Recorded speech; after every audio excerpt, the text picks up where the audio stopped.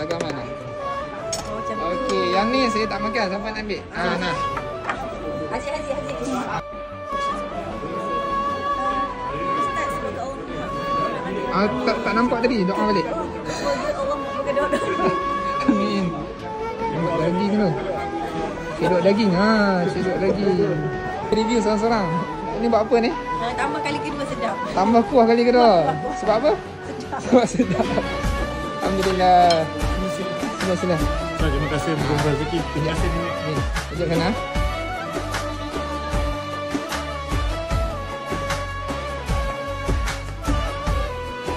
Pusing ni apa? Kali ikut umrah ni pusing kan? Tawaf punya pusing Kali kan? off. Kali kita dah cukup. Dia dah cantik, dia letak daging, dia pusing. Oh, mantap. Okey. Jemput tak? Jemput. Baik. Rombongan, ada rombongan. Jemput. Makan roti ada. Macam Wan ni tak boleh banjir lah.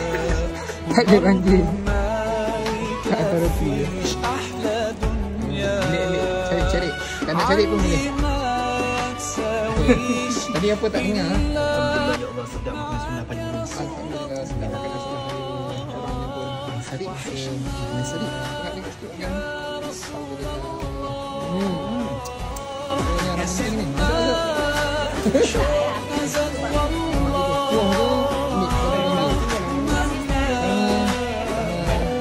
Ya sila. Kan, kita tambah. Jarang lampu dia tak sedap. Tak dengar. Sedap. Sedap kat mana tu? Kuah dia. Kuah dia. Dia mati kuah. Dah makan ni? Belum. Baru makan. Tadi buat telefon.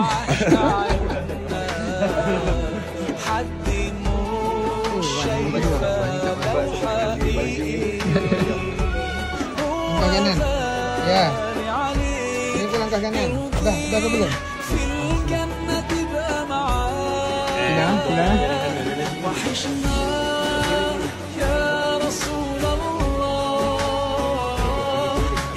Saya nak rakam betul langsung.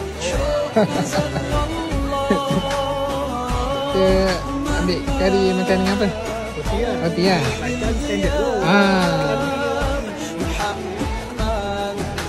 Ayo sama. Kak Ahmed tak datang je. Dekat. Belum ni, sikit je. Baru nikmat. Baru sehari. Dia letak orang handsome. Ni antara orang yang antara handsome lah kalau aku cerita. Ramai handsome tapi dia antara. Baru sehari. Cara dia pusing-pusing tu. Dia live tu kat Facebook.